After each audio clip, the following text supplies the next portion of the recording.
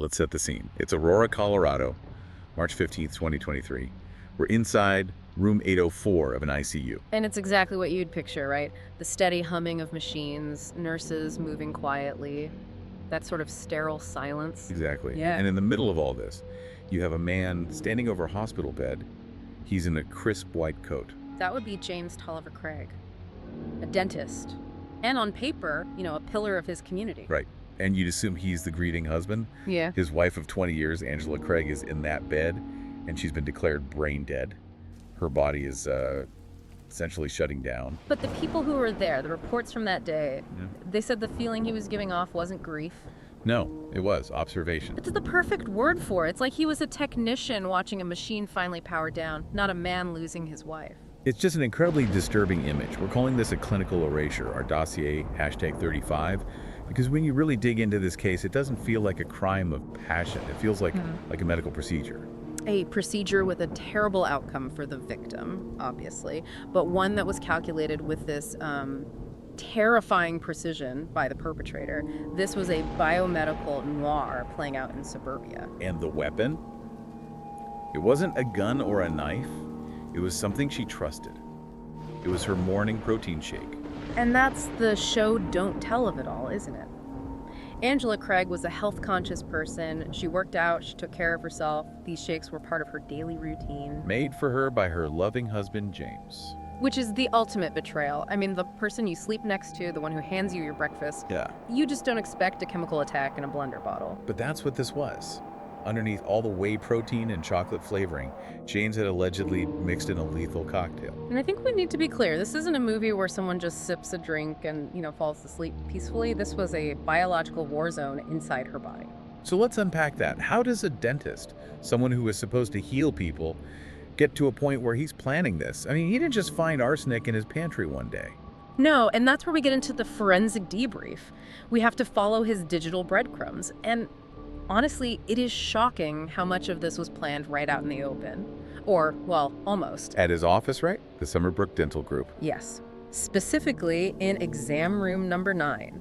According to the office manager, a woman named Caitlin Romero, James was seen in there a lot, sometimes with the lights off, just hunched over a computer. That is such a creepy image. A dentist in the dark, just the blue glow of a screen on his face, and he wasn't looking at patient x-rays. No, he was logged into a burner email, and the name of this email account, it's just so bizarrely childish. JimandWaffles@gmail.com. Jim and Waffles. It sounds like a screen name a 12-year-old would use for Minecraft or something. It feels disarming. And maybe that was the point. Consciously or not, it sounds so innocent. But that account was the nerve center for this whole plot. It's where he did the research, the purchasing, all of it. So let's get into that research. The search history. We had the logs from February 27th, and this is where his intent just becomes crystal clear. It's a grocery list for murder. I mean, there's no other way to put it. On that day, he types into Google, how many grams of pure arsenic will kill a human? Just blunt. No code words, no trying to hide it. Not at all. And then, a few minutes later, is arsenic detectable in an autopsy?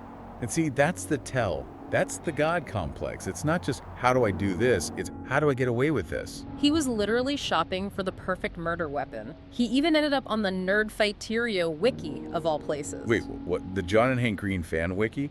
That's supposed to be this, wholesome corner of the internet. It is. But he found a video there, and on YouTube, titled things like Top 5 Undetectable Poisons. He was using these educational resources to school himself on becoming a widower. And he didn't just window shop. The records show he actually bought arsenic from Amazon. Amazon, yeah. Let that sink in for a second. I can't get over the cost. What did he pay? About $13. $13. That's what he valued his wife's life at. The price of 2 lattes. Chilling, isn't it? It was delivered right to their house. But this is where his clinical plans started to get messy. Arsenic poisoning it. It mimics a lot of other illnesses. It causes horrible gastrointestinal distress, headaches, dizziness. And Angela was feeling all of that. The texts she sent during this time are they're gut-wrenching. She was in agony. But it wasn't killing her fast enough for him. Exactly. The arsenic was a failed extraction, to use our terms. It was slow, messy. So he decided to escalate. He needed an off switch.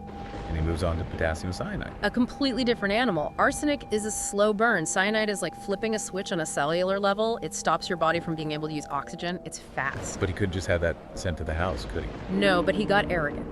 He ordered a canister of potassium cyanide and had it shipped right to the dental office. And this is where, finally, a person, not a system, steps in. Caitlin Romero, the office manager again. She sees the package, she opens it, and she sees potassium cyanide on the label, and, understandably freaks out. As anyone would.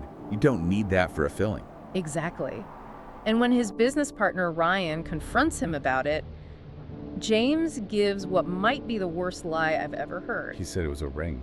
A surprise ring for his wife? A ring that comes in a chemical canister. The logic just isn't there. It was a panicked lie. Later, he changed his story and claimed Angela asked him to order it for her. But the damage was done. The cyanide plan was compromised. So he's still got a dying wife, but she's not dead.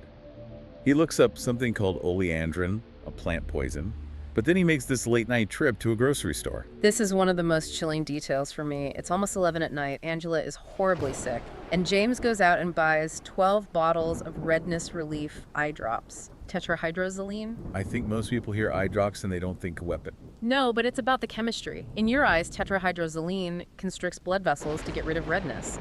If you ingest it, especially a lot of it, it constricts blood vessels all over your body. Which would cause a massive blood pressure spike.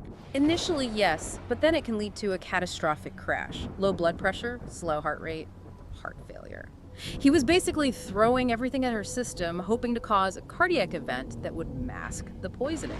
It's just relentless. This wasn't one bad act, it was a campaign. Which brings us to the biggest question. Why? Divorce exists. Why go to all this effort? And that takes us to the psychological profile, because this wasn't a snap decision. We're looking at what experts call a systemic narcissist with a profound God complex. The God complex really fits the profession, doesn't it? I mean, he's in a position of complete control over his patients. He is. He manages pain. He literally puts people to sleep and decides when they wake up. It seems he believed that because he could control what happened in the dental chair, he could control life and death at home. Angela wasn't a person to him anymore. She was an obstacle, a liability on a spreadsheet. And that spreadsheet was full of red ink. The finances were a disaster. A complete catastrophe. The dental practice was drowning. His partners had already pumped in, $350,000 just to keep it afloat. He had creditors from a previous bankruptcy. He was broke. But Angela's death, that changes everything. Angela's death was his golden ticket. There were life insurance policies that totaled somewhere around $4 million. $4 million. So divorce means he's broke and paying alimony. Murder means he's a multi-millionaire widower. It's a hard reset on his entire life. And it wasn't just about the money. It was about starting over with someone new. We have to talk about Corinne Kane. The orthodontist from Texas. The timeline of the affair is just, it's really hard to process. It's what we're calling the bipolar moral compass. While Angela is in the hospital, literally vomiting from arsenic poisoning, James is flying his mistress into Denver. Wait, he had her in town while Angela was in the hospital. March 8th to the 10th. Angela is dying, and he's entertaining his affair partner. The police found intimate, sexually explicit emails he was sending to Corinne from that same Jim and Waffles account. The same account he used to Google how to kill people. The very same one. In his mind, murdering his wife and starting a new relationship were just, two projects he was working on simultaneously. The compartmentalization is just, it's staggering. And the cruelty of it. I want to read this text exchange because it just makes your skin crawl. Angela is sick, she knows something is wrong, and she texts him, "I feel drugged." That's her body telling her the truth, a moment of absolute clarity. And his reply is, "Given our history, I know that must be triggering. Just for the record, I didn't drug you." And that is pure, uncut gaslighting. He's referencing a past incident where he'd allegedly sedated her years before. So he's using her own past trauma against her to cover up the fact that he's murdering her in the present. Exactly. He's saying, you're just being paranoid again, while he is actively poisoning her.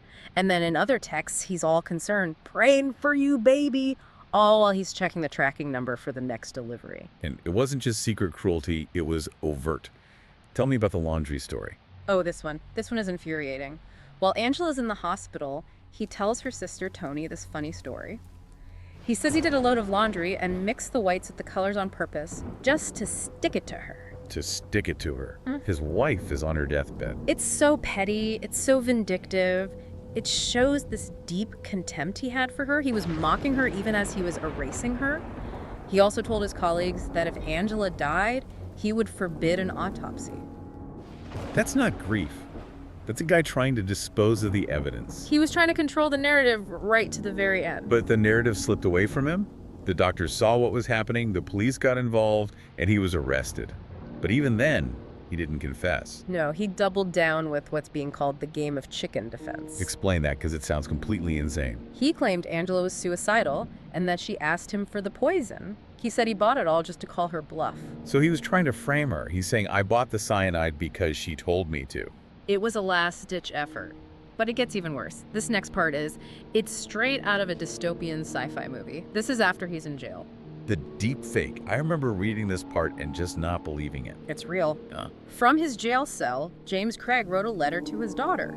And in this letter, he asks her to create a deepfake video. He wanted his own child to use AI to animate her dead mother's face. Yes, to make a video of Angela saying that she took the poison herself. To create a fake suicide note using his dead wife's likeness and his grieving daughter's help. I don't even have words for that. Hey, honey, I know your sad mom's dead, but can you make her lie for me so I can get away with her murder? It's that God complex again. He really believes he can just edit reality to his liking. If the facts don't work, just create new ones. Photoshop your way out of a life sentence. But the facts were stubborn. They were. The blood work, the search history, the intercepted package, it all told the true story. We have to talk about that, though, the system failure. It's terrifying that a man can just go on Amazon and order pure arsenic. It's a huge vulnerability. We've prioritized convenience over safety. You can order a lethal heavy metal and it arrives in the same cardboard box as your new pair of shoes. And his access at the hospital. He was seen going into her room alone with a syringe in his pocket right before her final decline. He was a dentist. He had the white coat. He looked the part. Nobody questioned him. And that's the tragedy of trust. Angela died thinking she was being cared for. She drank the shakes because her husband gave them to her. She thought he was trying to make her healthy. When he was actually performing a clinical extraction, deleting a variable to balance his personal and financial books. And he almost got away with it. If not for Caitlin Romero, the office manager, if not for his partner, Ryan. He could be in Texas right now with $4 million, and we'd all just think Angela Craig died of some tragic, sudden illness. It really is a biomedical noir. The dark room, the burner account, the poisons, the mistress. But Angela didn't get a final monologue. She was just deleted. While James stood there, not grieving, but observing, checking his work. So as we close Dossier #35, you're left with this really unsettling feeling about trust and about how well we can ever really know someone. It's a reminder that our greatest vulnerabilities often lie with the people we're closest to. Which leaves us with a final thought for you to take away. The next time you drink a smoothie or a health shake, someone else made for you. Maybe just pause for a second and ask yourself, who made this? And what's the hidden ingredient in the people we trust the most? A clinical erasure disguised as a marriage. Thanks for digging into Dossier #35 with us. Stay vigilant and maybe make your own coffee tomorrow. Good advice. Until next time. But the darkness remains. Your next dossier is ready, and it's even more disturbing than this one. Click here to open it.